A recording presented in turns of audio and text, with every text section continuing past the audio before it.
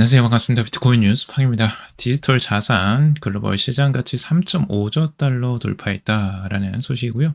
이 기관 투자 확대 영향으로 이런 효과가 나타난다고 합니다. 이 기사들 자세히 분석해서 전해드리도록 하겠습니다. 도움이 되시다면 좋아요, 구독, 댓글, 알림 설정하셔서 최대한 빠르게 정보 받아보시길 바라겠습니다. 전 세계 디지털 자산 시장의 가치가 3조 5천억 달러, 하나로 4,800억 원을 넘어섰다, 4,800조 원을 넘어섰다라는 내용입니다.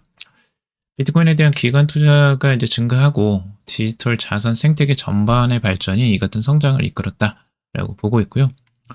비트코인에 대한 기관의 자산 배분 확대와 함께 이 탈중앙화 금융과 스테이블코인 분야의 강한 반등이 시장 성장의 원인으로 지목됐다라는 겁니다. 최근에 이제 기관 투자자에 대한 기업이나 실제 그 공적 연금에서도 이제 들어오기 시작했고, 기관들의 투자들이 굉장히 많이 일어나고 있습니다. 그래서 헤지펀드들도 있고요. 이런 것들을 통해서 비트코인이나 이제 금융시장, 암호화폐 시장의 자금들이 아주 급속도로 증가하고 있다라는 걸 알 수가 있고, 디파이 대출 거래량이 지금 300억 달러, 약 41조 원을 회복했고, 스테이블코인 시장은 지난 1년간 56%나 성장을 했습니다. 전체 디지털 자산의 시장은 급속도로 지금 성장하고 있다라는 걸 우리가 한눈에 알 수가 있죠. 그리고 최근에 이제 은행에서도 스테이블 코인을 발행해서 그것들을 실제 시장에서 활용을 하고 있는데요. PYUSD, 페이팔의 코인이고요. 이 JPM 코인이라고 JP모건에서 만든 코인도 있습니다. 뱅크 오브 아메리카에서도 지금 이제 스테이블 코인을 이제 만드는 과정에 있죠. 그래서 은행들의 이제 스테이블 코인이 약 343조 원 시장의 규모를 가지고 있고, 이것도 시장의 입지를 넓혀가고 있다라고 하고 있습니다. 그리고 센토라는 2025년 도입될 예정인 미국 연방 스테이블 코인 법안, 이 지니어스 법안, 그리고 필 21 법안 후속 입법을 주목을 하고 있는데, 미국 증권거래위원회와 이 상품선물거래위원회의 추가 지침이 디지털 자산의 은행 규제 보관을 가능하게 하고, 그러니까 은행에다가 이제 디지털 자산을 보관할 수 있게 되는 거예요. 그래서 은행에서 사고 팔고도 할 수 있을지 모르겠는데, 아무튼 보관이 가능해지는 거고, 2027년까지 공식적인 디파이 감독 체계를 도입할 수 있을 것이다 라고 전망을 하고 있습니다. 저번에 이제 스테이블코인 법안에 대해서 이야기를 해드렸죠. 그래서 이 내용도 자세히 보시면 이해가 되실 텐데, 앞으로 이제 은행들에서도 이걸 보관하고 이제 실제 소매 거래에서 아주 활발하게 스테이블 코인이 활용이 될 것이다 라고 하는 전망들이 나왔고, 그걸 통해서 이제 이 스테이블 코인들은 암호화폐에 투자되거나 또 활용될 가능성들이 더 높죠. 일반 통화보다는 암호화폐잖아요. 스테이블 코인 자체가. 그러니까 암호화폐와 거래될 가능성들이 훨씬 더 높아지고 이 거래량이 활발히 증가할 것으로 전망을 하고 있습니다. 자, 블랙록 비트코인 ETF 폭발적인 유입 지속, 최대 규모 ETF로 부상했다라는 내용이고, 블랙록의 비트코인 ETF가 이 4억 8,100만 달러, 약 6,500억 원의 자금 유입을 기록하면서 33거래일 연속 순유입 행진을 이어가고 있다고 합니다. IBIT는 올해 4,200개 이상의 ETF 중에 순유입 규모 상위 5위에 올라설 정도로 엄청난 인기를 끌고 있어요.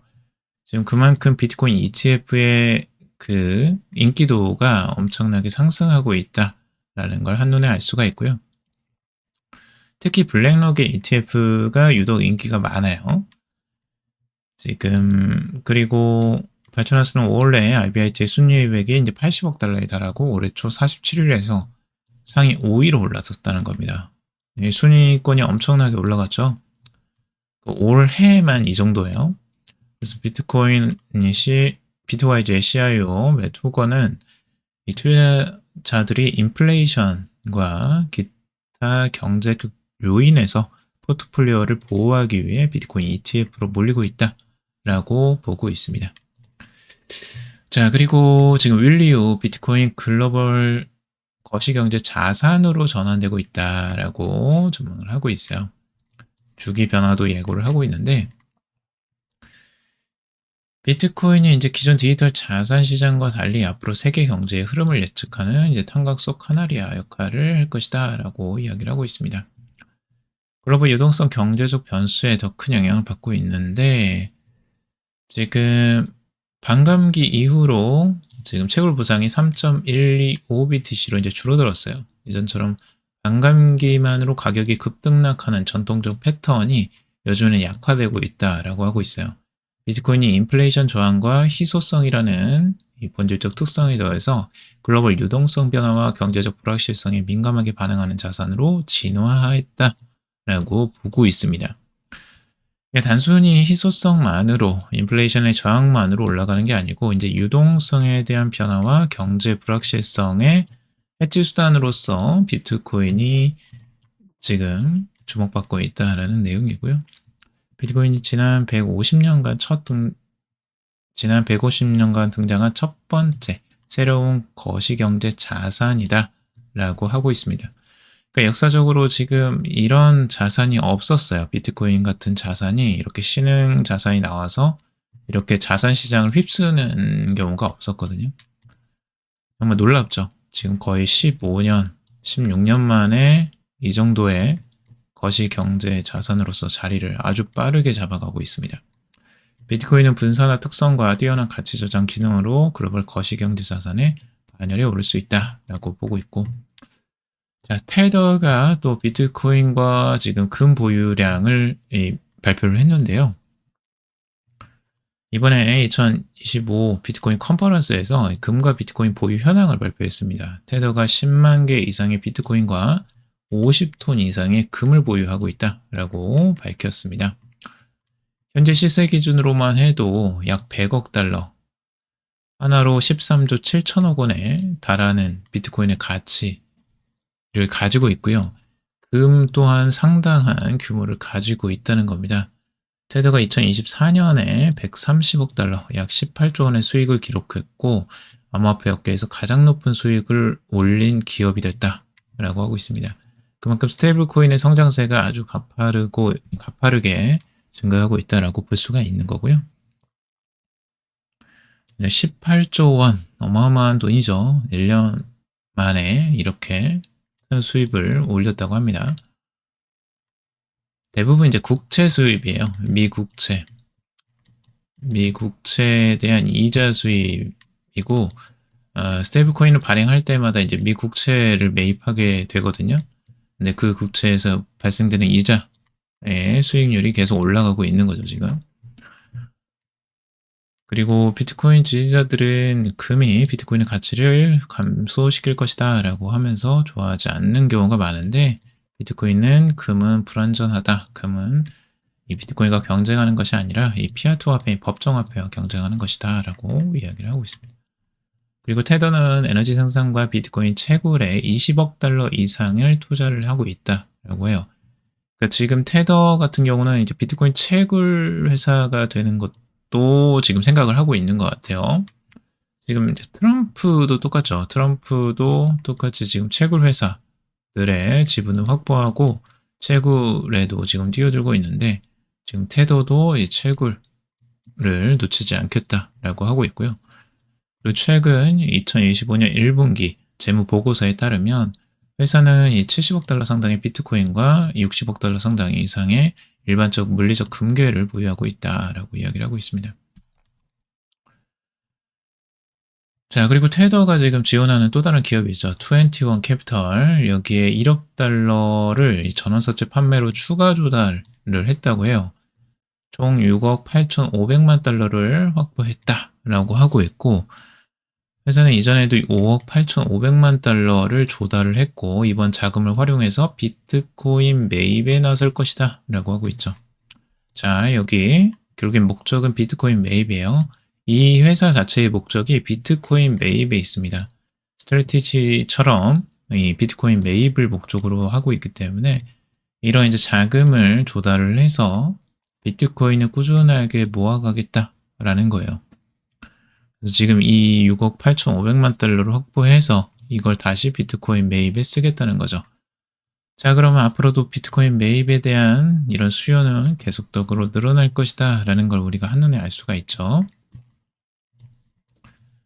자, 테더는 아주 공개적으로 이렇게 이야기하고 있습니다. 테더 이익의 95%는 비트코인의 재투자 계획이다 라고 하고 있어요. 테더는 3년간 200억 달러의 수익을 기록했는데 이 중 5% 미만만을 주주 배당으로 사용을 했고 남은 95%를 글로벌 유통망 확장과 비트코인 재투자에 활용할 계획이다 라고 하고 있어요. 그만큼 비트코인의 진심이에요. 지금 테더 같은 경우는 비트코인을 계속 축적하려고 노력을 하고 있고 채굴까지 하면서 비트코인 매집에 아주 열을 올리고 있습니다. 테더와 트론, 글로벌 스테이블 코인 시장을 주도하고 있다라는 내용의 기사인데요. 지금 테더가 이제 USDT로 엄청난 성장세를 달리고 있잖아요. 근데 여기에 트론 블록체인을 많이 사용한다라는 거예요. 원래는 이더리움을 가장 많이 썼거든요. 이더리움 스테이블 코인 발행량이 가장 이제 많았었는데 최근에 이제 트론이 많이 떠오르고 있는 것 같아요. 트론이 이제 속도가 이더리움보다는 좀 더 빠르고 이제 수수료면에서는 상대적으로 저렴하거든요. 근데 이 현상 때문에 이제 트론 쪽으로도 몰리는 것 같은데, 근데 이게 이제 또 바뀔 가능성도 있어요. 왜냐하면 다른 트론보다 이제 더 저렴한 수수료가 계속 나오고 있고, 속도가 트론보다 더 빠른 네트워크들이 뭐 솔라나나 뭐 다른 뭐 수위나 앞으로 많죠. 그런 것들은 넘쳐납니다. 그래서 앞으로 이제 트론이 뭐 지금 당장 올라간다라고 하더라도 이 역할은 또 바뀔 수 있다라고도 볼 수 있을 것 같고요. 근데 최근에 이제 B2B 스테이블 코인 결제가 이제 폭발적으로 증가한다는 점, 이것도 좀 살펴볼 필요가 있어요. 지금 B2B라는 건 이제 비즈니스 투 비즈니스, 그러니까 기업 간의 거래를 말하는 겁니다. 기업 간 거래 규모에서 2023년 초 1억 달러 미만에서 2025년 초 이 30억 달러 이상으로 엄청나게 급증을 했어요. 지금 보이시나요? 1억 달러 미만에서 30억 달러로 넘어갔어요. 어마어마한 수치죠. 지금 30배가 넘습니다. 이것만 그냥 단순 계산하더라도.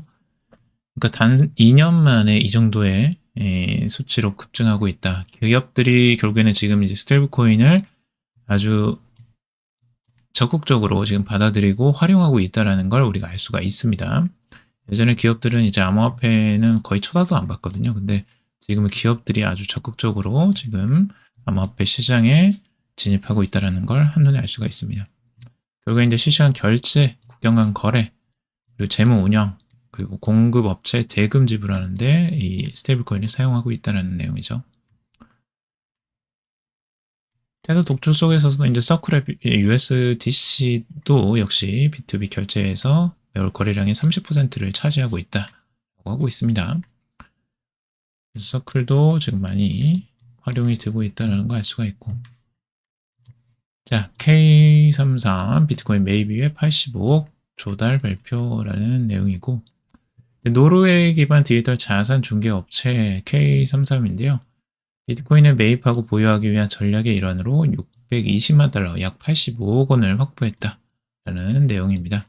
해당 자금을 활용해서 비트코인 재무 전략을 구축할 계획이라고 하고 있어요. 결국엔 비트코인 보유를 기반으로 이 비트코인 담보대출과 같은 신규 서비스를 제공할 예정이다라고 하고 있습니다.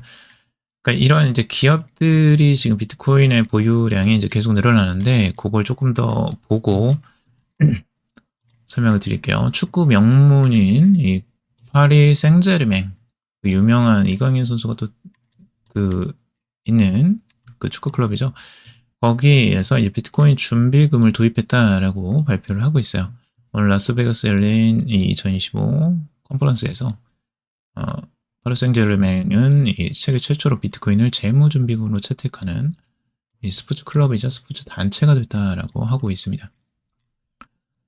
이제 프랑스 리그1 챔피언이고 가장 이제 프랑스에서 잘 나가는 축구 클럽이죠. 미넨에서 열리는 UEFA 챔피언스 리그 결승전에 이제 출전할 예정이라고 하는데, 여기에 이제 수장이 PSG 랩스의 수장이 작년에 우리는 실제로 비트코인 재무 기록에 포함했다라고 하고 있어요. 비트코인을. 굉장히 중요하죠. 그래서 기존 법정 준비금을 비트코인 일부로 전환했고 지금도 여전히 보유 중이다. 세계 최대의 클럽 중 하나로서 스포츠 생태계에서 가장 큰 플레이어로 이런 결정을 내렸다. 네, 클럽의 대변인은 PSG의 5억 명 팬 중 약 80%가 34세 이하라고 해요. 굉장히 이제 어린 젊은 층인데 이쪽에서 이제 팬층이 많기 때문에 이런 암호화폐를 적극적으로 이제 도입을 하는 것으로 볼 수가 있습니다. 자, 이렇게 이제 축구 클럽까지도 넘어가는 겁니다. 비트코인 재무 준비금으로 이제 활용을 하는 거예요. 일반적으로 이제 기업 형태들이 많은데 이제 축구 클럽도 이제 뭐 어느 정도 기업과 연관성은 있지만 조금 이제 다른 형태이긴 하죠. 기업과는. 근데 여기도 이제 비트코인 재무 준비금을 활용하고 있다. 하고 있고 앞으로 이것들이 더욱더 커져나갈 가능성들이 있어 보이죠. 지금 파리 생제르맹이 지금 첫 번째로 이걸 하고 있기 때문에 세계 최초로 지금 하고 있기 때문에 이렇게 되면 확장 가능성도 충분하다. 스페인의 최대 은행인 산탄데르가 스테이블코인 출시와 디지털 자산 서비스도 강화할 계획이다 라고 하고 있습니다. 디지털 자산 시장으로의 확장을 계획하면서 스테이블코인을 직접 이제 발행할 거라고 하고 있어요. 스테이블코인을. 산탄데르는 지금 이제 스페인의 최대 은행입니다. 그래서 유로와 달러 기반으로 한 스테이블코인 출시를 검토 중이고 라틴 아메리카 등 약한 현지 통화를 사용하는 시장에서 수요가 높다라고 하고 있습니다. 그래서 이렇게 해서 통화를 확장해 나가려고 해요. 그래서 이제 원화 스테이블코인이 중요한 이유가 이거예요. 지금 유로화도 나오고 달러도 나오고 계속 이제 스테이블코인들이 쏟아져 나오는 상황에서 우리나라가 그걸 가지고 있지 않으면 쉽게 이런 것을 자리를 다 빼앗겨 버린다라는 거예요. 자, 그리고 미국 정부 암호화폐 비축력 97%가 비트코인으로 구성되어 있다. 역시 미국 정부가 지금 암호화폐 비축을 하고 있는 가운데 97%가 비트코인이라고 합니다. 나머지는 3%는 이더리움, 스테이블코인으로 구성이 됐다고 해요. 미국 정부가 중앙 집중한 약 209억 달러 규모의 암호화폐 보유량 중 204억 달러가 비트코인이라고 하고 있습니다.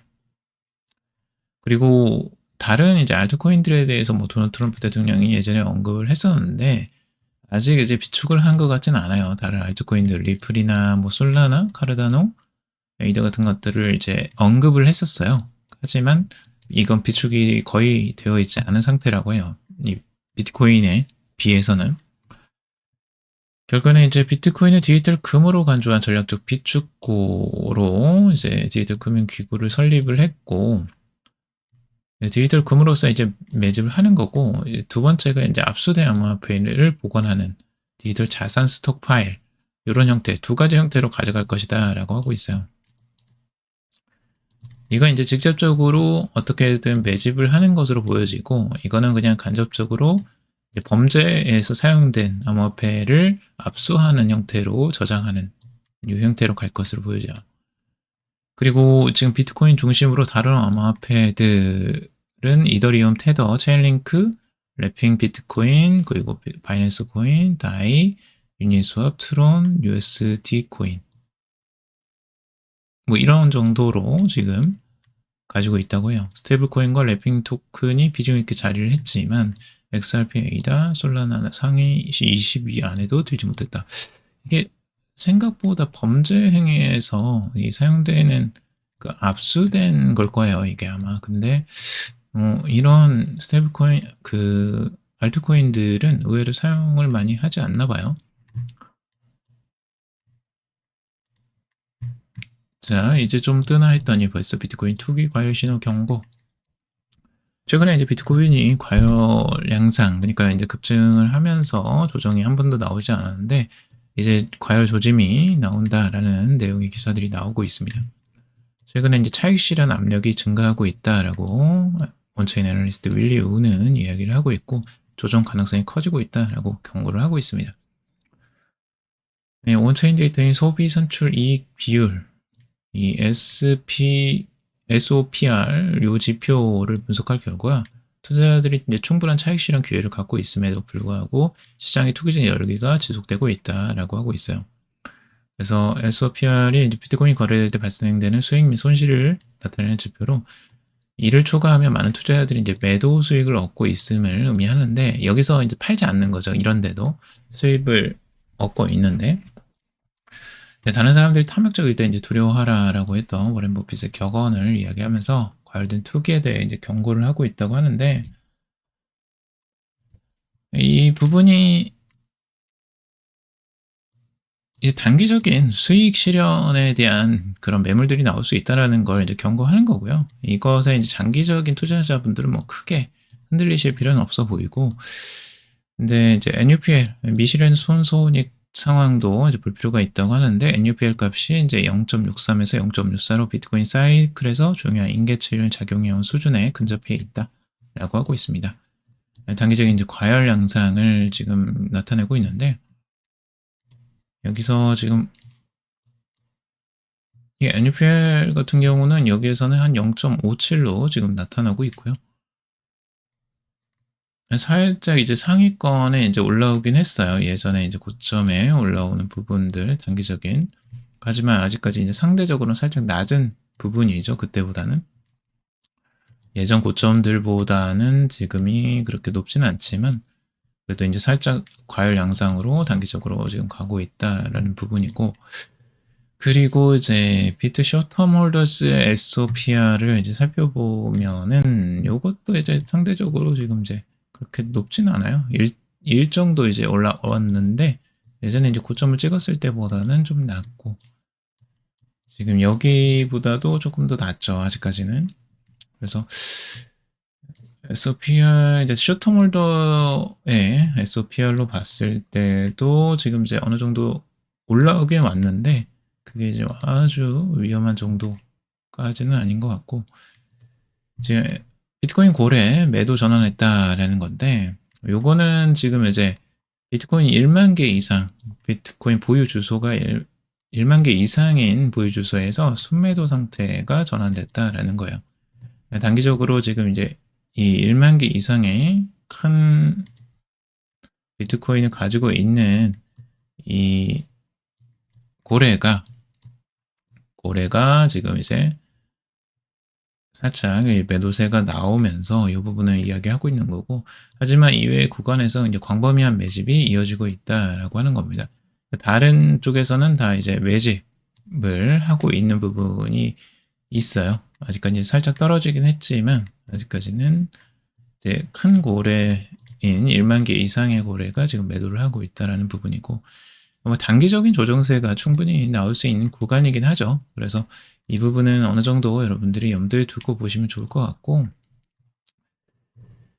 자 여기서도 이제 비트코인이 이제 상승하면서 살짝 꺾이는 모습들을 이제 보여주고 있어요. 단기적으로 지금 어마어마하게 상승했잖아요. 4월부터 지금 5월 말까지 거의 온 건데 거의 이 정도 이제 상승했으면 조정세가 나오는 것도 이제 자연스러운 현상입니다. 그러니까 자연스러운 조정들을 이제 받아들일 필요도 있고 여기서 뭐 조정이 나올 수도 있고 안 나올 수도 있어요. 단기적으로 여기서 계속 기관 조정으로 위에서 머물 수도 있기 때문에 뭐 무조건 조정에 간다라고 보는 것보다는 단기적으로 조정이 나오더라도 이제 좋은 뭐 매수 기회가 될 수 있겠죠. 장기적으로 이제 상승을 내다보시는 분들은 여기서 오히려 좋은 매수 기회로 기다렸다가 좀 매수를 해나가거나 아니면 분할 매수 형식으로 떨어질 때마다 매수하는 형식 가져갈 수 있는 전략이 될 것 같고요.